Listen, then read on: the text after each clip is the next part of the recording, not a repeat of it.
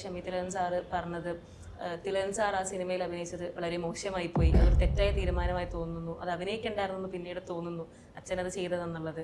അത് സാറിന് പിന്നെ അങ്ങനെ എന്തെങ്കിലും തോട്ട് വന്നിട്ടുണ്ടോ?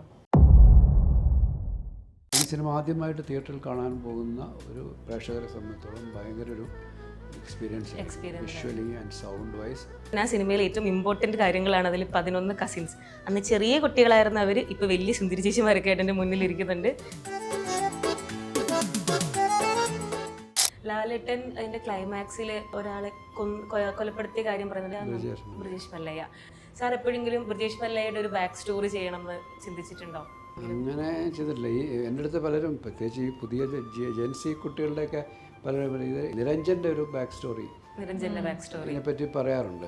സെക്കൻഡ് പാർട്ടിനെ കുറിച്ച് അങ്ങനെ ചെയ്തുകൂടെ എന്നൊക്കെ ആൾക്കാർ ചോദിക്കും. ലാലേട്ടൻ അഭിനയിക്കുന്ന സമയത്ത് സാർ ഇങ്ങനെ ബാക്കിൽ നിൽക്കുമ്പോൾ ശരിക്കും എന്താ പറയുക, ഞെട്ടിപ്പോയി. സാർ എക്സ്പെക്ട് ചെയ്തതിൻ്റെ അപ്പുറത്തേക്കായിരിക്കും പലപ്പോഴും ചെയ്തിട്ടുണ്ടാവും, എങ്കിലും പെട്ടെന്ന് ഓർമ്മ വരുന്ന ഏതെങ്കിലും ഒരു സീൻ ഉണ്ടോ? കിരീടം, ഭരതം, ചെങ്കോല്, സതയം, ദശരഥം, എല്ലാത്തിനും ഇങ്ങനെയല്ലേ വിസ്മയിപ്പിച്ചുകൊണ്ടിരിക്കും. ചെങ്കോലില് ഇയാളെ നെറ്റിയിലൊരു മുറിവ് നോക്കി കണ്ണാടിയുടെ മുമ്പിൽ നിന്നിട്ട് പറയുന്നുണ്ട്, സേതുമാധവൻ്റെ ജീവിതം നഷ്ടപ്പെട്ടു, അത് ഈ തെരുവിലാണെന്ന് പറഞ്ഞിട്ട്.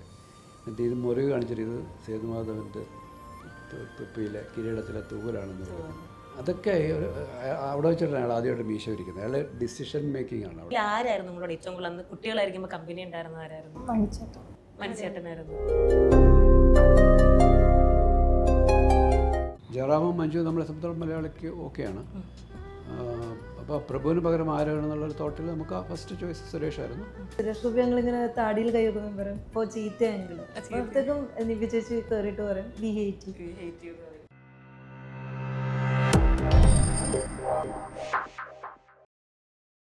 നമസ്കാരം, ജാങ്കോ സ്പേസിൻ്റെ പുതിയൊരു എപ്പിസോഡിലേക്ക് എല്ലാവർക്കും സ്വാഗതം. ഞാൻ കിങ്ങിണി. മലയാളത്തിലെ one of the iconic film, location കൊണ്ടും പാട്ടുകൾ കൊണ്ടും ഈവൻ ആ സിനിമയിലെ ആക്ടേഴ്സ് ധരിച്ചിരിക്കുന്ന കോസ്റ്റ്യൂം വരെ ട്രെൻഡിങ് ആയ ഒരു ട്രെൻഡ് സെറ്റർ സിനിമ. എൻ്റെയും നിങ്ങളുടെയൊക്കെ ഫേവറേറ്റ് ലിസ്റ്റിൽ ഉറപ്പായിട്ടും ഈ സിനിമ ഉണ്ടാവും. അതെ, സമറിൻ ബദലയും. സമറിൻ ബദലയും ഇപ്പോൾ റിലീസിന് ഒരുങ്ങുകയാണ്. അതിൻ്റെ പിന്നിലെ കുറച്ച് വിശേഷങ്ങളൊക്കെ പങ്കുവെക്കാൻ വേണ്ടി എന്നോടൊപ്പം ഇപ്പോൾ ജോയിൻ ചെയ്യുന്നത് director of the film Sibi Malayil sir. അതുപോലെ തന്നെ ആ സിനിമയിലെ ഏറ്റവും ഇമ്പോർട്ടൻറ്റ് കാര്യങ്ങളാണ് അതിൽ 11 കസിൻസ്. അന്ന് ചെറിയ കുട്ടികളായിരുന്ന അവർ ഇപ്പോൾ വലിയ സുന്ദരി ചേച്ചിമാരൊക്കെ ആയിട്ട് എൻ്റെ മുന്നിലിരിക്കുന്നുണ്ട്. Krishna, Ala and Ansu, welcome to the show. Thank you. ഇപ്പോൾ ഒരു സമറിൻ ബദലയും വീണ്ടും റിലീസ് ചെയ്യാൻ പോവുകയാണ്. 1998 സെപ്റ്റംബർ 4-നാണ് സമറിൻ ബദലയും റിലീസ് ചെയ്തിട്ടുണ്ടായിരുന്നത്. അതേ വർഷം അതേ ഡേറ്റിൽ തന്നെയാണ് ഹരികൃഷ്ണൻസും റിലീസ് ചെയ്തത്. കഴിഞ്ഞ ദിവസം, കുറച്ച് ദിവസം മുന്നേ TV-യിൽ ഞാനിങ്ങനെ സമറിൻ ബദലയും കാണുമായിരുന്നു. ഓൾറെഡി നേരത്തെ കണ്ടിട്ടുണ്ട്, എങ്കിലും പിന്നെയും കാണുമ്പോഴും അതേ എക്സൈറ്റ്മെൻറ്റോട് തന്നെയാണ് കാണുന്നത്. അപ്പോൾ എൻ്റെ അടുത്ത് അമ്മ വന്നിട്ട് ഇങ്ങനെ പറഞ്ഞു, മോള് ജനിക്കുന്ന മുന്നേ ഇറങ്ങിയ സിനിമയാണ്. സിനിമ ഇറങ്ങിയ സമയത്ത് ആദ്യം എല്ലാവരും ഹരികൃഷ്ണൻസിനാണ് പോയത്. മലയാളത്തിലെ 2 സൂപ്പർ സ്റ്റാർ ഒരുമിച്ച സിനിമ, മമ്മൂട്ടിയും ലാലേട്ടനും ഒരുമിച്ച് ചെയ്തു. പക്ഷെ തൊട്ടടുത്ത ദിവസം തൊട്ട് തന്നെ സമറിൻ ബദലയമിൻ്റെ കഥയും മഞ്ജു ചേച്ചിയുടെ അഭിനയവും പാട്ടുകളും എല്ലാം വലിയ ചർച്ചയായി. പിന്നീട് അങ്ങോട്ട് എല്ലാവരും ഈ സിനിമയ്ക്കും കയറാൻ തുടങ്ങി. രണ്ടും വലിയ സക്സസ്ഫുൾ ആയി. എനിക്ക് തോന്നുന്നു 1998 തന്നെ ഏറ്റവും കൂടുതൽ കളക്ഷൻ നേടിയ ആദ്യത്തെ സിനിമ ഹരികൃഷ്ണൻസും തൊട്ട് പുറകെ തന്നെ സമറിൻ ബദലയും ഉണ്ടായിരുന്നു. അപ്പോൾ ഇന്ന് അത് റിലീസ് ചെയ്യുമ്പോൾ ഞാൻ ആദ്യം പറഞ്ഞ പോലെ ഞാൻ ജനിക്കുന്നതിന് മുന്നേ ഇറങ്ങിയൊരു സിനിമ, എനിക്ക് അറിവ് വെച്ച കാലത്ത് തന്നെ എൻ്റെ ഫേവറേറ്റായി മാറിയ സിനിമ, ഞാനിപ്പോൾ ഇൻ്റർവ്യൂ ചെയ്യാൻ പറ്റുന്നത് എൻ്റെ വലിയൊരു ഭാഗ്യമായിട്ട് കാണുന്നു. ആദ്യം തന്നെ ദേവദൂതന് ശേഷം സാർ റിലീസ് ചെയ്യുന്ന ഒരു സിനിമയാണ് സമറിൻ ബദലയും. സോ എന്താണ് ഞങ്ങളോട് പറയാനുള്ളത്, സാറിൻ്റെ ഒരു പ്രതീക്ഷ? ഇല്ല, നമ്മൾ ഈ സിനിമ റിലീസ് ചെയ്തതിനെ കുറിച്ച് അടുത്ത കാലത്താണ് ചിന്തിച്ചു തുടങ്ങിയത്. ഒരുപാട് പേരുടെ എൻക്വയറിയൊക്കെ വരുന്നുണ്ടായിരുന്നു. ദേവദൂതൻ കഴിഞ്ഞപ്പോൾ തൊട്ട് തന്നെ ആൾക്കാരിങ്ങനെ ഈ അടുത്തത് ഈ സിനിമ ചെയ്യണമെന്നൊക്കെ പറയുന്നുള്ളൊരു അഭിപ്രായങ്ങളൊക്കെ ഇങ്ങനെ സോഷ്യൽ മീഡിയയിലൊക്കെ പറഞ്ഞ് കേൾക്കുന്നുണ്ടായിരുന്നു. പക്ഷേ അന്നൊന്നും നമ്മളത് വളരെ ഗൗരവത്തോടെ എടുത്തില്ല. പിന്നെ കുറേ കഴിഞ്ഞപ്പോഴത്തേക്കും നമുക്ക് തന്നെ തോന്നി, കാരണം ആൾക്കാർ ഈ ഒരു സിനിമ അങ്ങനെ കാണാത്തൊരു ജനറേഷൻ അതിന് വേണ്ടിയിട്ട് ആഗ്രഹിക്കുന്നു എന്ന് പറയുമ്പോൾ അത് കൊണ്ടുവരാമെന്നുള്ളൊരു ചിന്തയുണ്ടായി. പക്ഷേ ഇതിൻ്റെ അതേ ക്വാളിറ്റി, ദേവദൂതൻ ചെയ്തൊരു ക്വാളിറ്റി ആൾക്കാർ ഇതിലും പ്രതീക്ഷിക്കുമല്ലോ. അപ്പോൾ ആ ക്വാളിറ്റിയിലുള്ള നെഗറ്റീവും അതിൻ്റെ സൗണ്ടും ഒക്കെ നമുക്ക് കിട്ടുമെങ്കിൽ അത് ചെയ്യാമെന്ന് ആലോചിച്ചു. പക്ഷേ അത് കിട്ടി. ആദ്യം ഒരുപാട് അന്വേഷണ ശേഷം അത് കിട്ടി നമുക്ക്. ദേവദൂതന് ഒരു അഡ്വാൻറ്റേജ് ഉണ്ടായിരുന്നു, അത് ആദ്യത്തെ DTS സിനിമ ആയതുകൊണ്ട് അതിൻ്റെ സൗണ്ട് ട്രാക്ക് നമുക്ക് വളരെ ക്ലാരിറ്റിയുള്ള സൗണ്ട് ഉണ്ടായിരുന്നു. ഇതിന് മോണോ ട്രാക്ക് ആയതുകൊണ്ട് നമുക്കത് കുറച്ച് എഫേർട്ട് എടുക്കേണ്ടി വന്നു. പക്ഷേ അത് ചെയ്തു. നല്ല ക്വാളിറ്റിയിൽ നമുക്കത് കൊടുക്കാൻ പറ്റുന്നുണ്ട്. അപ്പോൾ അത് ഈ സിനിമ ആദ്യമായിട്ട് തിയേറ്ററിൽ കാണാൻ പോകുന്ന ഒരു പ്രേക്ഷകരെ സംബന്ധിച്ചോളം ഭയങ്കര ഒരു experience visually and sound wise. അവർക്ക് കിട്ടാൻ പോകുന്നത് നല്ലൊരു എക്സ്പീരിയൻസ് ആയിരിക്കും. കണ്ടവർക്ക് പോലും അന്നത്തെക്കാൾ ക്ലാരിറ്റിയോടുകൂടി സൗണ്ടും പിക്ചറും കാണാനും കേൾക്കാനും കഴിയുന്നതാണ്. അപ്പോൾ തീർച്ചയായിട്ടും ഒരു പുതിയ കാലഘട്ടത്തിലെ ഒരുപക്ഷെ ഈ നിങ്ങളെപ്പോലെയുള്ള അന്ന് ജനിച്ചിട്ടില്ലാത്ത കുട്ടികൾക്കും നിങ്ങൾ മറ്റേ യൂട്യൂബിലൊക്കെ കണ്ടിട്ടുണ്ടാകും, പക്ഷേ അതല്ല ആ എക്സ്പീരിയൻസിനൊക്കെ മറികടക്കുന്ന ഒരു എക്സ്പീരിയൻസ് തിയേറ്ററിൽ നിന്ന് കിട്ടും. ടി വിയിൽ കാണുമ്പോഴൊക്കെ തന്നെയാണെങ്കിലും ഞാനിപ്പം നേരത്തെ ഇവരോട് സംസാരിച്ചപ്പോൾ പറയായിരുന്നു, സ്കൂളിലൊക്കെ ചേർന്ന് ഡാൻസ് ഒക്കെ കളിക്കുന്ന സമയത്ത് കൺഫ്യൂഷൻ തീർക്കണമേ, ചൂളം അടിച്ച് കറക്കി നടക്കും, മഞ്ചേച്ചിയുടെ കോസ്റ്റ്യൂം ഒക്കെ കോപ്പി ചെയ്തൊക്കെ നടന്ന കാലമുണ്ട്. അന്ന് നമുക്ക് ആ സമയത്തൊക്കെ ഞാൻ സിനിമ ഇറങ്ങിയിട്ട് കുറേ നാളായെങ്കിൽ പോലും അതൊക്കെ ഭയങ്കരമായിട്ട് ഇൻസ്പയർ ആയിട്ടുണ്ട്. അപ്പോൾ തിയേറ്ററിൽ കാണാൻ ഞങ്ങളും വെയിറ്റിംഗ് ആണ്. ഓൾറെഡി ഞാൻ പണ്ട് പറഞ്ഞിങ്ങനെ കേട്ടിട്ടുണ്ട്, ശരിക്കും തമിഴിൽ ഇറക്കാനിരുന്ന ഒരു സിനിമയായിരുന്നു പ്രഭു സാറിനെ വെച്ചിട്ട്. പിന്നീട് സിയാദ് കോക്കർ സാറാണ് കൺവിൻസ് ചെയ്തത് നമുക്ക് മലയാളത്തിൽ ചെയ്യാമെന്നുള്ളത്. അപ്പോൾ എങ്ങനെയായിരുന്നു അതിൻ്റെ ഒരു സ്റ്റോറി? തമിഴിൽ ചെയ്യാനായിട്ടുള്ളൊരു നീക്കം ഉണ്ടായിരുന്നു. അതിന് വേണ്ടിയിട്ടുള്ള പ്രിപ്പറേഷനൊക്കെ കഴിഞ്ഞാണ്. ലൊക്കേഷൻ കണ്ടു, അതിൻ്റെ കാസ്റ്റിംഗ് ഓൾമോസ്റ്റ് മഞ്ജുവും പ്രഭുവും ജയറാമും എന്നുള്ള കാസ്റ്റിംഗ് ഉണ്ടായിരുന്നു. ഈ മറ്റ് മൂത്ത 4 കസിൻസിൽ ഒരു 3 പേരെയും വന്ന് നമ്മൾ ശ്രീജ ഒഴിച്ചുള്ള ബാക്കി എല്ലാവരും കാസ്റ്റ് ചെയ്തിരുന്നു. അതിൻ്റെ ഒരു പാട്ട് ഷൂട്ട് ചെയ്തിരുന്നു. മഞ്ജുവും പ്രഭുവുമായിട്ടുള്ളൊരു പാട്ടും ഷൂട്ട് ചെയ്തിട്ടുണ്ടായിരുന്നു. അത് കഴിഞ്ഞപ്പോഴാണ് അതിൻ്റെ അതൊക്കെ ചെന്നൈയിൽ നടന്ന ഷൂട്ടായിരുന്നു. ഊട്ടിയിലേക്ക് പുറപ്പെടുന്നതിന് 2 ദിവസം മുമ്പാണ് ഈ പ്രോജക്റ്റ് നിന്ന് പോയത്. ഫൈനാൻഷ്യൽ ഇഷ്യൂസ്, പ്രൊഡക്ഷൻ്റെ ഭാഗത്തുനിന്നുണ്ടായ ഒരു മിസ്റ്റേക്ക് അല്ല, ഒരു ഇഷ്യൂ ആണത്. അങ്ങനെ ഇരിക്കുമ്പോൾ ആ പടത്തിൻ്റെ പ്രൊഡക്ഷൻ നോക്കാൻ ഞാൻ മലയാളത്തിൽ ഇപ്പോഴത്തെ വലിയ പ്രൊഡ്യൂസർ എം രഞ്ജിത്തായിരുന്നു അന്ന് അതിൻ്റെ പ്രൊഡക്ഷൻ മാനേജറായിട്ടുണ്ടായിരുന്നു. അപ്പോൾ അദ്ദേഹം സിയാദ് കോക്കറിന് തന്നെ മറ്റൊരു പടം ചെയ്തുകൊണ്ടിരിക്കുകയായിരുന്നു, മറവത്തൂർ കനാൽ. അപ്പോൾ അദ്ദേഹം ഈ പടം ഇങ്ങനെ മാറിക്കഴിഞ്ഞപ്പോഴത്തേക്ക് പറഞ്ഞു, ഇങ്ങനെ നല്ലൊരു കഥയുണ്ട്, തമിഴ് ചെയ്യാനുള്ളതാണ്, മലയാളത്തിലാണ് വർക്കാവും എന്ന് പറഞ്ഞു. അങ്ങനെ സിയാദ് വന്ന് കഥ കേട്ടു. സിയാദ് പറഞ്ഞു ഞാൻ ചെയ്യാം മലയാളത്തിൽ എന്ന് പറഞ്ഞു. ഒരു 2 ആഴ്ച കൊണ്ട് മലയാളത്തിലേക്ക് അത് മാറ്റി 2 ആഴ്ച കൊണ്ട് തന്നെ മലയാളത്തിലേക്ക് തുടങ്ങാം. 2 ആഴ്ച എന്ന് പറയുന്നത് പുള്ളിയുടെ മറ്റേ പടത്തിൻ്റെ മറവത്തൂർ കനാലിൻ്റെ പോസ്റ്റ് പ്രൊഡക്ഷൻസ് വർക്ക് നടക്കുന്നുണ്ട്. പുള്ളിക്ക് ഈ അറേഞ്ച്മെൻറ്റ്സൊക്കെ ഒന്ന് ടൈം 2 ആഴ്ച പുള്ളി ഇങ്ങോട്ടാണ് ചോദിച്ചത്. 2 ആഴ്ച തരാമെങ്കിൽ ഞാൻ എൻ്റെ പ്രൊഡക്ഷൻ സെറ്റപ്പൊക്കെ ആയപ്പോഴത്തേക്ക് ഞാനൊന്ന് പ്രിപ്പയർ ചെയ്യാൻ ടൈം കിട്ടും. ആ ഒരു 2 ആഴ്ച പുള്ളി ചോദിച്ചു. ആ സമയത്ത് കറക്റ്റ് 2 ആഴ്ച കഴിയുമ്പോൾ നമ്മൾ ഷൂട്ട് തുടങ്ങി. ആക്ച്വലി സുരേഷ് ഗോപി സാറിൻ്റെ ദേശീയ അവാർഡ് കിട്ടിയ റോളുകൾ ഉണ്ടെങ്കിൽ പോലും എനിക്ക് തോന്നുന്നു എന്നെപ്പോലുള്ള കുറേ ആളുകൾക്ക് ഒരുപാട് ഇഷ്ടപ്പെട്ട ഒരു ക്യാരക്ടറാണ് നമ്മുടെ ഡെന്നീസിൻ്റെ ക്യാരക്ടറും അതുപോലെ 2ാം ഭാഗത്തിലെ ക്യാരക്ടറൊക്കെ. വളരെ സബ്റ്റിലായി മിനിമലായി എനിക്ക് തോന്നുന്നു ആദ്യമായിട്ട് സുരേഷ് ഗോപി സാറിനെ കാണാൻ പറ്റിയതും ഈ ഒരു സിനിമയിലൂടെയാണ്. അപ്പം സാറിന് ഇതിലേക്ക് അപ്പോൾ കാസ്റ്റ് ചെയ്തത് എങ്ങനെയായിരുന്നു?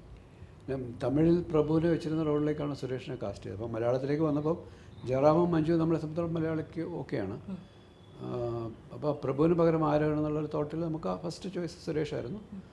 സുരേഷിനെ വിളിച്ചു. അപ്പോൾ സുരേഷ് അടുത്ത ദിവസം അവിടെ ചെന്നൈയിൽ വരാൻ പറഞ്ഞു. സുരേഷിന് ടിക്കറ്റ് ഇട്ടു. സുരേഷ് അടുത്ത ഫ്ലൈറ്റിന് വന്നു, കാര്യം പറഞ്ഞു. സുരേഷ് ഓക്കെ. സുരേഷ് ആ സമയത്ത് എന്തുകൊണ്ടോ സുരേഷിന് ഏതൊരു പ്രോജക്റ്റ് മാറി സുരേഷ് ഫ്രീ ആയിരുന്നു.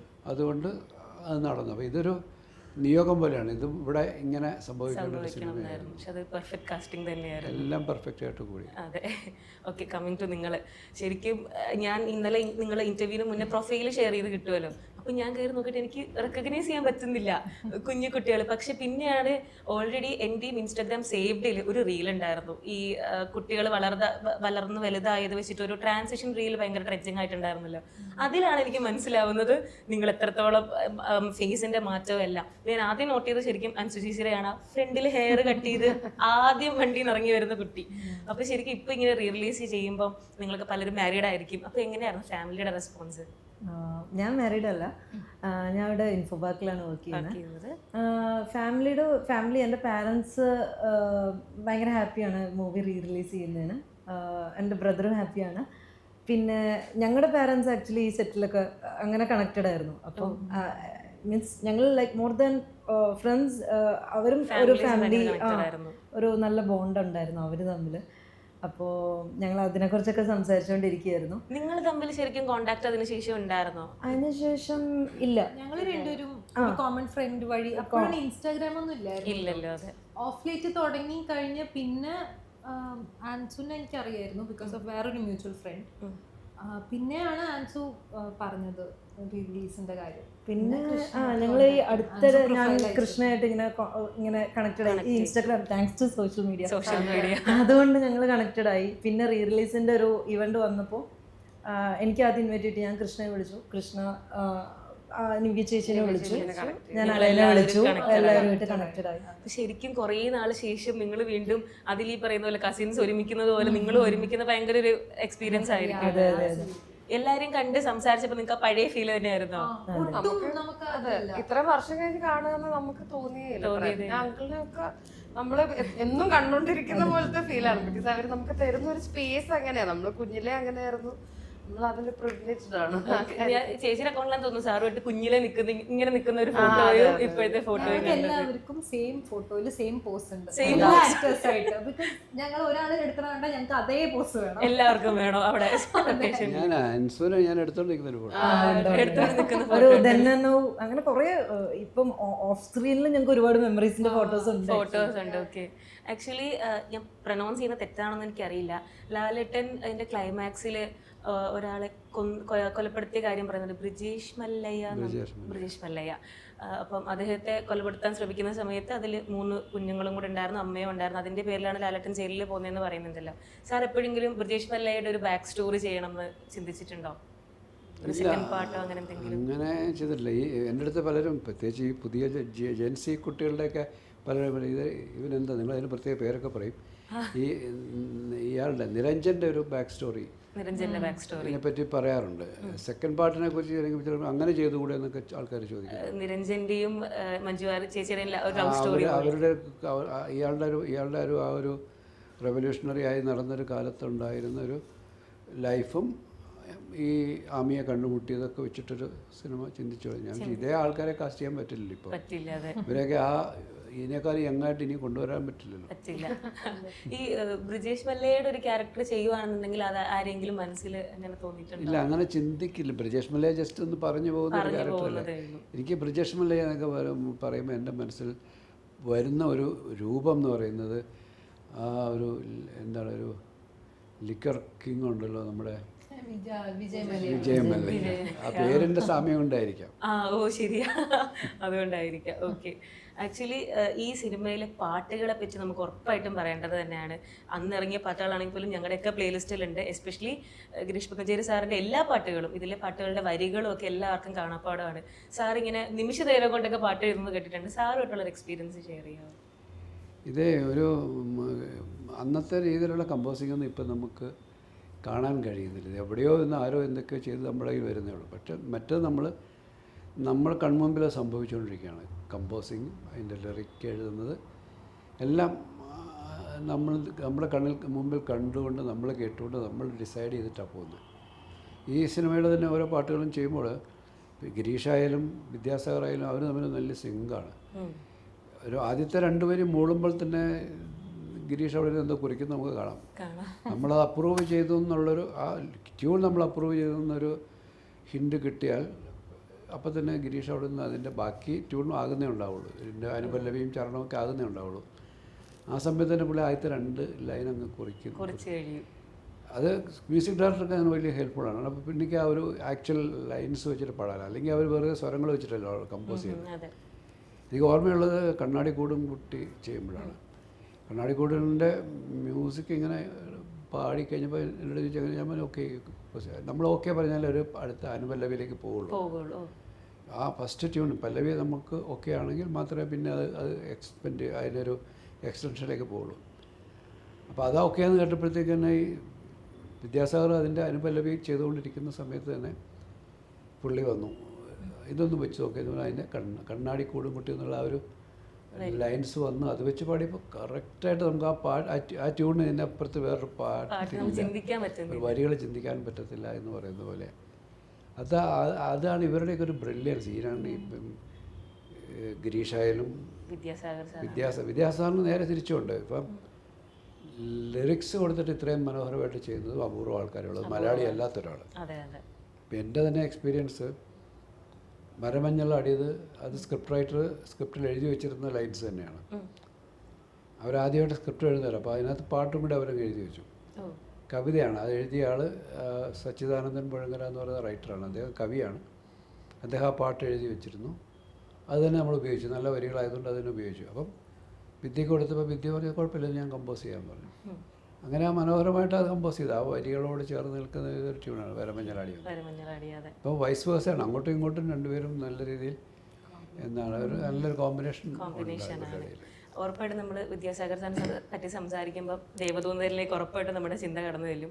സാറിന് എനിക്ക് തോന്നുന്നു ഒരു 8-9 കൊല്ലം മുന്നേ ഉള്ള ഒരു ഇൻ്റർവ്യൂവിൽ സാറ് പറയുന്നുണ്ടായിരുന്നു ദേവദൂതൻ ശരിക്കും ആദ്യം പുതുമുഖങ്ങളെ വെച്ച് ചെയ്യാനായിരുന്നു താല്പര്യപ്പെട്ടിരുന്നത്. പിന്നെ ലാലേട്ടന് വേണ്ടിയിട്ട് അതിൻ്റെ രീതിയിൽ കഥകളിലൊക്കെ കുറച്ച് മാറ്റങ്ങൾ വരുത്തിയിട്ടാണ് ചെയ്തത്. പക്ഷേ ആദ്യം ചിന്തിച്ചതുപോലെ തന്നെ പുതുമുഖങ്ങളെ വെച്ച് ചെയ്തിരുന്നെങ്കിൽ ഒരു പക്ഷേ അത് അന്നത്തെ ഒരു ട്രെൻഡ് സെറ്ററായി മാറിയേനെ എന്ന് സാറിങ്ങനെ പറയുണ്ടായി. പക്ഷെ എന്നാൽ ഇപ്പം റിലീസ് ചെയ്തപ്പോൾ ഇപ്പോൾ ചോട്ടാ മുംബൈ, രാവണപ്രഭു പോലുള്ള സിനിമകൾ റിലീസ് ചെയ്തിട്ട് പോലും ഏറ്റവും കൂടുതൽ കളക്ഷൻ നേടിയതും ആളുകൾ അക്സെപ്റ്റ് ചെയ്തതും നമ്മുടെ ദേവദൂതൻ തന്നെയാണ്. സാറിന് ഇപ്പം ചിന്തിക്കുമ്പോൾ തോന്നുന്നുണ്ടോ ശരിക്കും ലാലേട്ടന് വേണ്ടിയിട്ട് അത് മാറ്റിയതല്ലായിരുന്നു അതിൻ്റെ ഒരു തെറ്റ്? ഒരു പക്ഷേ അന്നത്തെ ഓഡിയൻസിൻ്റെ, ഇപ്പോഴത്തെ ഓഡിയൻസ് അക്സെപ്റ്റ് ചെയ്യുന്നുണ്ട്, അന്നത്തെ ഓഡിയൻസിൻ്റെ ചിന്താഗതി ആയിരിക്കുമെന്ന് തോന്നുന്നുണ്ടോ? തീർച്ചയായിട്ടും അത് തന്നെയാണ്. കാരണം അതൊരു ടൈം ഹെഡായിട്ട് വന്നൊരു മൂവിയല്ലേ, സമയത്തിന് മുമ്പേ, കാലത്തിന് മുമ്പേ പറഞ്ഞ സിനിമയാണത്. ഞാനത് 83-ൽ എൻ്റെ ആദ്യത്തെ സിനിമയായിട്ട് കൺസീവ് ചെയ്തതാണെങ്കിൽ പോലും അപ്പോൾ അന്ന് എന്തുമാത്രം ഹെഡ് ഓഫ് ടൈം ആയിരുന്നു തന്നെ ആ സിനിമ. 2000-ലെ ഓഡിയൻസിന് പോലും അത് അക്സെപ്റ്റ് ചെയ്യാൻ പറ്റിയില്ല. ഇപ്പോൾ അന്ന് ജനിക്കാത്ത ആഫ്റ്റർ 24 ഇയേഴ്സ് 24 വർഷത്തിന് ശേഷം 2000-ൽ ജനിക്കാത്ത, 2000-ന് മുമ്പ് അല്ലെങ്കിൽ അതിന് ശേഷം ജനിച്ച ഈ ജെൻസി ആൾക്കാരാണ്, അല്ലെങ്കിൽ 2000 അവരാണ് ഇതിനെ തിരിച്ചു കൊണ്ടുവരാനായിട്ടൊരു കാരണം. അവർ കണ്ടിട്ട് ഇതിനെപ്പറ്റി ഡിസ്കസ് ചെയ്യാൻ തുടങ്ങിയപ്പോഴാണ് ഇപ്പോൾ അത് വർക്കാവും നമുക്ക് തോന്നി തുടങ്ങിയത്. അന്ന് ശരിക്കും ദേവദൂതൻ ഒരു ഹിറ്റായി മാറിയിരുന്നെങ്കിൽ രഘുനാഥ് പാലേരി സാറായിട്ട് മറ്റ് സിനിമകൾ നമുക്ക് കാണാൻ സാധിക്കുമായിരുന്നോ? ഇല്ല, ആ സിനിമയുടെ പരാജയം ഒന്നും ഞങ്ങളുടെ ഒരു മുന്നോട്ടുള്ള വർക്കിന് തടസ്സമാകത്തില്ല. അതിന് മുമ്പ് ഞങ്ങൾ ചെയ്തിട്ടുണ്ട് ഒരു സിനിമ. എൻ്റെ ആദ്യത്തെ സിനിമയ്ക്ക് രഘുനാഥ് പലേരി, ഈ കഥ രഘുനാഥ് പലേരിയാണ് ചെയ്തിരുന്നത്. അതിൻ്റെ സെക്കൻഡ് വേർഷനും രഘു ചെയ്തു, തേർഡ് വേർഷനും രഘു തന്നെ ചെയ്തു. ലാലിലേക്ക് എത്തുന്നതിന് മുമ്പ് ആദ്യം ഒരു 7 വയസ്സുള്ള കിഡിൽ നിന്നായിരുന്നു ആ ക്യാരക്ടർ. പിന്നെ അതൊരു കോളേജ് ബോയ് ആയി. പിന്നെ അവിടെ നിന്നാണ് ഈ ഒരു ലാലിൻ്റെ ഇപ്പോഴത്തെ ക്യാരക്ടറിലേക്ക് വരുന്നത്. രഘുവുമായിട്ട് അതുകൊണ്ട് അങ്ങനെയൊന്നും അതൊരു തടസ്സമായിട്ടില്ല, നടന്നില്ല എന്നുള്ളൂ, പ്രോജക്റ്റുകൾ സംഭവിക്കുന്നില്ല എന്നേ ഉള്ളൂ. ഓക്കെ, ശരിക്കും ഈ ജയറാമേട്ടനാണെങ്കിലും ലാലേട്ടനാണെങ്കിലും മനുഷ്യേട്ടനാണെങ്കിലും ഒക്കെ കംപ്ലീറ്റ് എൻ്റർടൈനറാണ്. ശരിക്കും നമുക്ക് എല്ലാവരും ഇങ്ങനെ അനുഭവങ്ങൾ പങ്കുവെക്കുമ്പോൾ അറിയാം ലൊക്കേഷനിൽ അവരൊക്കെ എങ്ങനെയാണെന്നുള്ളത്. ശരിക്കും നിങ്ങളുടെ എക്സ്പീരിയൻസ് എങ്ങനെയായിരുന്നു? ഇതിൽ ആരായിരുന്നു നിങ്ങളോട് ഏറ്റവും കൂടുതൽ അന്ന് കുട്ടികളായിരിക്കുമ്പോൾ കമ്പനി ഉണ്ടായിരുന്ന ആരായിരുന്നു? മനുഷ്യേട്ടനായിരുന്നു. ഇപ്പം ഒരു റീ റിലീസിന് ഒരുങ്ങുമ്പോൾ എനിക്ക് തോന്നുന്നു ഒരു പക്ഷെ നമ്മളെല്ലാവരും ഏറ്റവും കൂടുതൽ മണിച്ചേട്ടൻ ഇങ്ങനെ ഒരു ഇന്റർവ്യൂവിൽ ഇരിക്കുകയാണെങ്കിൽ അതിന്റെ കളർ തന്നെ ഡിഫറെന്റ് ആയിരിക്കും. Like every one will be involve in the conversation, physically, mentally, emotionally. എല്ലാവരും സിനിമയിൽ നമ്മൾ കാണുന്ന പോലെ തന്നെയല്ലേ നിങ്ങൾ എന്റർടൈൻ ചെയ്ത് നടക്കുന്ന ഒരാൾ തന്നെയായിരുന്നു. സെയിം, ഞങ്ങൾ ആ പടത്തിൽ പറയുന്ന ഡയലോഗ് ഉണ്ടല്ലോ, എല്ലാത്തിനും മോനായി വേണം. നിങ്ങൾ മറ്റേ ആ ഡയലോഗൊക്കെ ശരിക്കും ചെയ്തത് ഓർക്കുന്നുണ്ടോ? മറ്റേ സുരേഷ് ചേട്ടൻ സ്റ്റെപ്പ് ഇറങ്ങി വരുമ്പോ വി ഹേറ്റ് യു എന്നൊക്കെ പറഞ്ഞതൊക്കെ. അല്ല, അത് ഒരുപാട് പിന്നെ നമ്മൾ പടം കണ്ടപ്പോഴാണ് അതൊക്കെ നമ്മൾ അങ്ങനെ ചെയ്തു സ്റ്റെപ്സിൽ കയറി വരുന്നൊക്കെ ഓർമ്മയുണ്ട്. പക്ഷെ അത് ഡയലോഗ് ഡെലിവറി അതൊക്കെ സിനിമ അൻസുവിന്റെ കൂടെ ആരായിരുന്നു? എല്ലാവരും ഉണ്ടായിരുന്നു. കുട്ടികൾ കുറച്ച് ചെറിയ കുട്ടികൾ 4 പേര്. നിങ്ങൾ സ്റ്റെപ്പ് കയറി ഇങ്ങനെ വരുമ്പോഴാണ് സുരേഷ് ഗോപി ഞങ്ങളിങ്ങനെ താടിയിൽ കൈ വെക്കുമ്പോൾ പറയും ഇപ്പോ ചീത്തയെങ്കില് അപ്പോഴത്തേക്കും നിവ്യ ചേച്ചി കയറിയിട്ട് പറയും വി ഹേറ്റ് യു എന്ന് പറയും. ഇതിൽ വേറൊരു ട്വിസ്റ്റ് ഉണ്ട്. ഇന്റർവ്യൂവിന് മുന്നേ ഞാൻ ഇവരോട് സംസാരിച്ചപ്പോഴാണ് അറിയുന്നത് ഇതിൽ ഒരാൾ സിനിമ കണ്ടിട്ടില്ല, അങ്ങനെ ഒരാൾ ഇവിടെ ഇരിക്കുന്നുണ്ട്. സാർ അത് അറിഞ്ഞായിരുന്നോ? സാറിന്റെ തൊട്ടടുത്തിരിക്കുന്ന ആള് കണ്ടിട്ടില്ല. ചെറുപ്പത്തിൽ കണ്ടു, പക്ഷെ അത് കഴിഞ്ഞിട്ട് ഞാൻ കണ്ടിട്ടില്ലായിരുന്നു. അത് കാരണം ഞാനാണ് ഏറ്റവും കൂടുതൽ എൻജോയ് ചെയ്യാൻ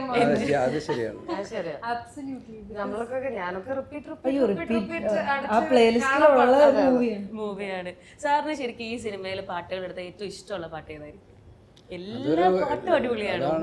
കൺഫ്യൂഷൻ ആക്കുന്ന ഒരു ചോദ്യമാണ്. എങ്കിലും എനിക്ക് ഒരു രാത്രി കൂടി തന്നെയാണ്. ഞാൻ അത്തരം മെലഡികൾ ഇഷ്ടപ്പെടുന്ന ഒരാളെന്ന നിലയിൽ എനിക്കതാണ്. ഗിരീഷ് സാറിന് ഏറ്റവും ഇഷ്ടപ്പെട്ട പാട്ട് ഏതായിരിക്കും? ഗിരീഷിനോ?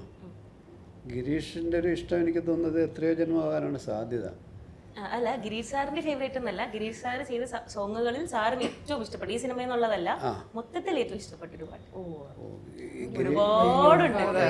എൻ്റെ സിനിമ അല്ലാതെയും അല്ലേ ഒരുപാടുണ്ട്. എനിക്ക് ഗിരീഷൊക്കെ എന്ന് പറഞ്ഞാൽ ഏതാണ് മോശം എന്നുള്ളതാണ് പ്രശ്നം അല്ലേ. ഇപ്പം എൻ്റെ തന്നെ എനിക്ക് വേണ്ടി ഇപ്പം എത്രയോ സിനിമകൾ ഇപ്പം മായാമയൂരത്തിൽ കൈക്കൂടുന്ന നിറയെ എന്താ പാട്ട് അതൊക്കെ അതെ അതെ ഓരോന്നും ഗിരീഷുമായിട്ട് ഒരുപാട് സിനിമകൾ ചെയ്തിട്ടുണ്ട്.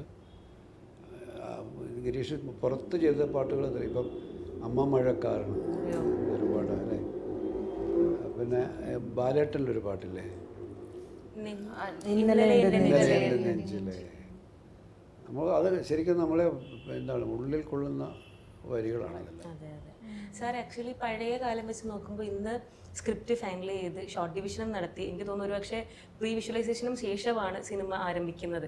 പക്ഷേ സാറിൻ്റെ ഇൻ്റർവ്യൂവിൽ ഇങ്ങനെ പറഞ്ഞു കേട്ടിട്ടുണ്ട്, പണ്ടൊക്കെ സ്ക്രിപ്റ്റ് സ്പോട്ടിൽ വായിക്കുമ്പോഴാണ് ഓക്കെ നമുക്ക് ഇങ്ങനെ ഷോട്ട് എടുക്കാം എന്നൊക്കെ തീരുമാനിക്കുന്നത്. അത് ശരിക്കും വളരെ റിസ്ക്കും ആണ്, ചാലഞ്ചിങ്ങും ആണ്. പക്ഷേ സാറിനെ പോലെ ആൾക്കാർ വളരെ കോൺഫിഡൻ്റ് ആയിട്ട് ചെയ്യുന്നത് അത്രയും സക്സസ് ആവാറുണ്ട്. അപ്പോൾ അതിൻ്റെ എന്തെങ്കിലും മെമ്മറി ഓർമ്മയുണ്ടാവും? നമ്മൾ മിക്കവാറും സിനിമകളൊക്കെ അങ്ങനെ തന്നെയാണ്. ഒന്നും പ്രീ പ്ലാനിങ് ഇല്ല, സ്റ്റോറി ബോർഡില്ല, ഷോർട്ട് ഡിവിഷൻ ഒന്നുമില്ല. ഷോർട്ട് ഡിവിഷനൊക്കെ എൻ്റെ മനസ്സിൽ മാത്രമേ നടക്കുള്ളൂ, ആർക്കും അറിയില്ല. കൂടെ നിൽക്കുന്ന ജോലി ചെയ്യുന്നവർക്കോ ക്യാമറമാനോ ഒന്നും അടുത്തത് എന്തെന്ന് അറിയില്ല. അത് എൻ്റെ മനസ്സിൽ അപ്പോഴും ഉണ്ടായി വരുന്നത്, അപ്പം തോന്നുന്നതാണ് ചെയ്യുന്നത്. എപ്പോഴെങ്കിലും സാറിന് പിന്നെ ചെയ്ത് കഴിഞ്ഞിട്ട് അയ്യോ ഇത് വേറെ രീതിയിൽ ചെയ്താൽ മതിയായിരുന്നു എന്ന് പിന്നെ തോന്നാറുണ്ടാവും? അതൊക്കെ തോന്നും, അത് പലതും തോന്നും. പക്ഷേ വളരെ അപൂർവമായിട്ടാണ്. ചിലപ്പോൾ അങ്ങനെ വേണ്ടായിരുന്നു, ആ ഷോട്ട് അങ്ങനെ വേണ്ടായിരുന്നു എന്നൊക്കെ തോന്നുന്ന സന്ദർഭങ്ങൾ, പക്ഷെ വളരെ അപൂർവമാണ്. കാരണം നമ്മൾ വളരെ ചെയ്യുമ്പോൾ തന്നെ നമുക്കൊരു കൺവിക്ഷനുള്ള കാര്യങ്ങളെ ചെയ്യാറുള്ളൂ. ചില സമയത്ത് അത് ഏതെങ്കിലും ഒന്നുകൂടെ നന്നാക്കാമെന്ന് തോന്നിയ സന്ദർഭങ്ങളുണ്ട്. ഞാനിപ്പോൾ ഇങ്ങനെ സംസാരിക്കുമ്പോൾ എനിക്ക് ബാക്കിൽ ഇതിൻ്റെ ഫോട്ടോ കാണാമല്ലോ. അപ്പോൾ ഞാനിങ്ങനെ ഇടയ്ക്ക് ഞാനിങ്ങനെ ബ്ലാങ്ക് ഔട്ട് ആകുമ്പോൾ ഞാനിത് ആ ഫോട്ടോയിലോട്ട് നോക്കുമ്പോൾ എനിക്ക് സിനിമ മുഴുവൻ ഓടി വരും. അപ്പോൾ പെട്ടെന്ന് ഇപ്പോൾ ലാലേട്ടനെ ഞാൻ നേരെ നോക്കിയത് ശരിക്കും സാറിൻ്റെ പഴയ ഇൻ്റർവ്യൂവിൽ ഞാൻ കുറേ റെഫറൻസ് എടുത്തു കേട്ടോ. അതുകൊണ്ടാണ് പഴയ ഇൻ്റർവ്യൂവിൽ ഇതുപോലെ തന്നെ കേട്ടിട്ടുണ്ടായിരുന്നു. ഉസ്താദ് സിനിമയ്ക്ക് മുന്നേ എന്തോ സാർ ഒരു സിനിമ ചെയ്യുന്ന സമയത്ത് അതിൻ്റെ പ്രൊഡ്യൂസർ ലാലേട്ടനെ വിളിച്ചിട്ട് സാറിന് അതിന് മുന്നേ ഇറങ്ങിയ ഒരു സിനിമ പരാജയമായതുകൊണ്ട് നമുക്ക് സിബി മലയിലിനെ മാറ്റാം എന്ന് പറഞ്ഞപ്പം ലാലേട്ടൻ പകരം ആ പ്രൊഡ്യൂസറെ അങ്ങ് മാറ്റി. ഞാൻ സിബിക്കാണ് ഡേറ്റ് കൊടുത്തത്, പ്രൊഡ്യൂസറിനെ അങ്ങ് മാറ്റി എന്ന് പറഞ്ഞ് കേട്ടിട്ടുണ്ട്. ശരിക്കും ലാലേട്ടനുമായിട്ടുള്ള ഒരു സൗഹൃദം ഇല്ലെങ്കിൽ സാറിൻ്റെ ഒരു കരിയറിൽ ലാലേട്ടൻ്റെ ഒരു പങ്കെന്താണ്? വളരെ വലുതാണ്. കാരണം ലാലും ഞാനുമായിട്ട് ചെയ്ത സിനിമകളെല്ലാം രണ്ടുപേർക്കും ഗുണം ചെയ്തിട്ടുണ്ട്. ലാലിനേക്കാൾ കൂടുതൽ എനിക്കാണ് ഗുണം ചെയ്യുക. കാരണം ലാലിന് ഒരുപാട് ഡയറക്ടേഴ്സ് ഉണ്ട്, ഒരുപാട് പടങ്ങൾ. നമ്മൾ ഒരു ഡയറക്ടർ ഒരു സമയത്ത് ഒരു വർഷം 1 or 2 മാക്സിമം 3 ഒക്കെ സിനിമകൾ ഞാൻ എൻ്റെ പീക്ക് ടൈമിൽ പോലും അങ്ങനെ ചെയ്തിട്ടുള്ളൂ. ഒരു വർഷം 3 പടങ്ങളൊക്കെ ചെയ്തത്. ആക്ടേഴ്സിനല്ല, അവർക്കൊരു വർഷം 10ഉം 15ഉം പടങ്ങൾ ചെയ്യാൻ പറ്റും. ഇപ്പോൾ കുറഞ്ഞിരിക്കും, അന്നൊക്കെ അത് അങ്ങനെ ചെയ്യുമായിരുന്നു. പക്ഷേ അപ്പോൾ എൻ്റെ സിനിമകൾ ലാൽ അഭിനയിക്കുമ്പോൾ അത് ബെനിഫിഷ്യലാണെന്ന് ഞാനാണ് കൂടുതൽ.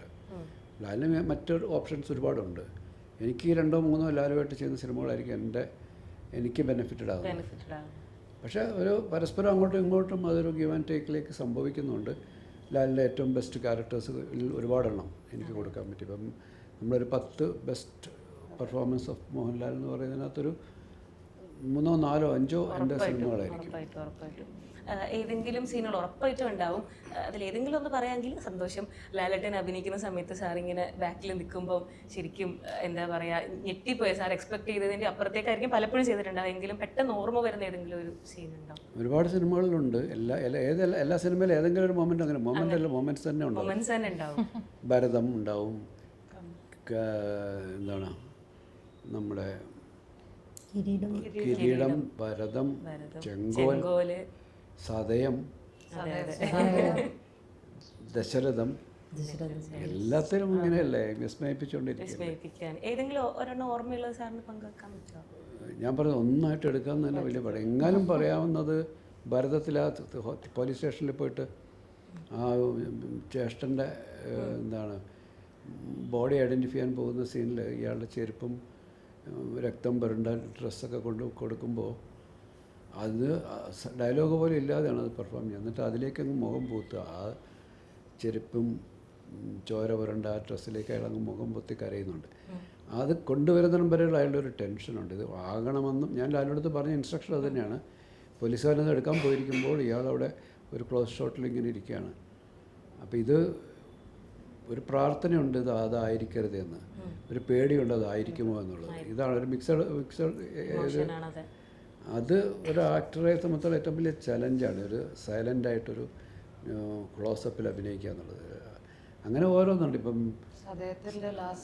സദ്യത്തിൽ ആ കുട്ടികളെ കൊല്ലുന്ന സീൻ, അത് കഴിഞ്ഞിട്ടുള്ള അയാളുണ്ടാകുന്ന ഒരു എക്സെൻട്രിക് ലെവലിലേക്ക് പോകുന്നുണ്ടല്ലോ. അവസാനം അയാൾ എനിക്കൊന്ന് സൈക്കോപാത്ത് ഇതിലോട്ട് അതേക്ക് പോകുന്നുണ്ട്. പിന്നെ ഈവൻ ചെങ്കോലിൽ ഇയാളെ നെറ്റിയിലൊരു മുറിവ് നോക്കി കണ്ണാടിയുടെ മുമ്പിൽ നിന്നിട്ട് പറയുന്നുണ്ട് സേതുമാധവൻ്റെ ജീവിതം നഷ്ടപ്പെട്ടു, അത് ഈ തെരുവിലാണെന്ന് പറഞ്ഞിട്ട്. എന്നിട്ട് ഇത് മുറിവ് കാണിച്ചിട്ട് ഇത് സേതുമാധവൻ്റെ തൊപ്പിയിലെ കിരീടത്തിലെ തൂവലാണെന്ന് പറയുന്നുണ്ട്. അതൊക്കെ അവിടെ വെച്ചിട്ടാണ് അയാൾ ആദ്യമായിട്ട് മീശ ഇരിക്കുന്നത്. അയാൾ ഡിസിഷൻ മേക്കിംഗ് ആണ് അവിടെ. ഞാൻ ഇനി ഗുഡായിട്ട് എനിക്കൊരു എക്സിസ്റ്റൻസ് ഉള്ളൂ എന്ന് പറയുന്ന തീരുമാനം എടുക്കുന്നതാണ്. അല്ല അങ്ങനെ എത്ര ദശരഥത്തിലെ ക്ലൈമാക്സിലെ മാഗി കുഞ്ഞിനെ സ്നേഹിക്കുന്ന പോലെ എന്ന് ചോദിക്കുന്നില്ല. അങ്ങനെ എത്ര നമ്പർ ഓഫ് സീൻസ് എനിക്ക് പറയാൻ പറ്റും. ചെങ്കോൽ സിനിമ മെൻഷൻ ചെയ്തുകൊണ്ട് ചോദിക്കാം കേട്ടോ. നമ്മൾ റീസെൻ്റ്ലി കണ്ടിട്ടുണ്ടായിരുന്നു ഷമി തിലകൻ സാറ് പറഞ്ഞത് തിലകൻ സാർ ആ സിനിമയിൽ അഭിനയിച്ചത് വളരെ മോശമായി പോയി, അതൊരു തെറ്റായ തീരുമാനമായി തോന്നുന്നു, അത് അഭിനയിക്കണ്ടായിരുന്നു പിന്നീട് തോന്നുന്നു അച്ഛനത് ചെയ്തതെന്നുള്ളത്. അത് സാറിന് പിന്നെ അങ്ങനെ എന്തെങ്കിലും തോട്ട് വന്നിട്ടുണ്ടോ? ഒരിക്കലും ഇല്ല. ഒരു കഥാപാത്രം എഴുത്തുകാരൻ്റെ ഉള്ളിലാണ് രൂപപ്പെടുന്നത്. ആക്ടർക്ക് അത് തീരുമാനിക്കാതിരിക്കുകയോ ചെയ്യാം. പക്ഷേ ഈ ഒരു അവസ്ഥയിൽ കൂടി കടന്നു പോകുന്ന ഒരു അച്ഛൻ, ഇത് തിലകൻ ചേട്ടനെന്നോ ഷമ്മി തിലകനോ എന്നുള്ളതല്ല വിഷയം. അച്യുതൻ നായർ ഒരു കഥാപാത്രത്തിൻ്റെ ഒരു ഗ്രാഫാണ്. അയാൾ കടന്നുപോയ, അയാൾ വളരെ സത്യസന്ധനായ നല്ലവനായ ഒരു പോലീസ് ഓഫീസറായിരുന്നു. അയാളുടെ ജീവിതം തകർന്നു പോവാണ്. ഈ മകൻ ഈ ഒരു സിറ്റുവേഷനിലേക്ക് എത്തിപ്പെടുന്നു. അയാൾ ജയിലിലാവുന്നു. അയാൾ ഭയങ്കര സ്വപ്നമാണ്. അയാൾ സിനിമ തുടങ്ങുന്ന തന്നെ ഇയാൾ മകനെ സല്യൂട്ട് ചെയ്യുന്നിടത്താണ് കിരീടം തുടങ്ങുന്നത്. ആ സ്വപ്നം മുഴുവൻ തകർന്ന് അയാൾ ജയിലിൽ പോയി കഴിയുമ്പോൾ ഇയാൾ റിട്ടയർ ആകുന്ന, അല്ലെങ്കിൽ ഇയാളുടെ പ്രായത്തിൻ്റെ ഏറ്റവും അവസാന ഘട്ടത്തിൽ ഇയാളുടെ കുടുംബത്തെ രോഗിണിയായ ഭാര്യ, ഡിവോഴ്സായിട്ട് വീട്ടിൽ നിൽക്കുന്ന മകള്, എങ്ങും എത്താതെ പോയ ഒരു രണ്ടാമത്തെ മകള്, ഈ കുടുംബത്തിൻ്റെ ഏക പ്രതീക്ഷയായ ഏറ്റവും ഇളയ ചെറുക്കനെ ഡോക്ടറാക്കാനുള്ള അയാളുടെ എഫേർട്ട്, അതിനുവേണ്ടി ചെന്നപ്പോൾ അയാൾക്ക് വേറെ മാർഗ്ഗമില്ല. അയാൾ ഇവിടെ എത്തിപ്പെട്ടു. അങ്ങനെ ഒരു ഗതികേടിലേക്ക് ഒരു മനുഷ്യൻ്റെ ഏറ്റവും വലിയ ഗതികേടാണല്ലോ. അതായത് ഇഷ്ടപ്പെട്ടുകൊണ്ട് ആരും അത് ചെയ്യില്ലല്ലോ. ഒരു മനുഷ്യൻ്റെ ഗതികേടിനെ കുറിച്ച് അങ്ങനെ എത്രയും മനുഷ്യരുണ്ടാവും അല്ലേ? ഇങ്ങനെ ഇരുന്നൊരു സത്യസന്ധനായ ഒരാൾ അവസാനം ഈ മകളുടെ കൂടെ ഇങ്ങനെ പോകേണ്ട ഒരു അവസ്ഥയിലേക്ക് എത്തിയ ഗതികേടിനെയാണ് നമ്മൾ സിനിമയെ കാണിക്കുന്നത്.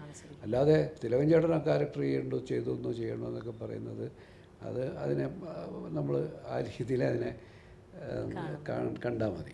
ഓക്കെ, അപ്പോൾ എന്തായാലും എൻ്റെ വലിയൊരു ആഗ്രഹമാണ് ഇപ്പം നടന്നത്. സമരബദലയും നാളെ 12-ാം തീയതി റിലീസ് ചെയ്യുകയാണ്. ഞാനും എൻ്റെ ഫാമിലിയും എല്ലാവരും ഉണ്ടാവും. അതുപോലെ തന്നെ തീർച്ചയായിട്ടും എനിക്ക് തോന്നുന്നത് ഈ സിനിമ ഇഷ്ടപ്പെടുന്ന എല്ലാവരും ഈ സിനിമ കാണാൻ തിയേറ്ററിൽ ഉണ്ടാവും.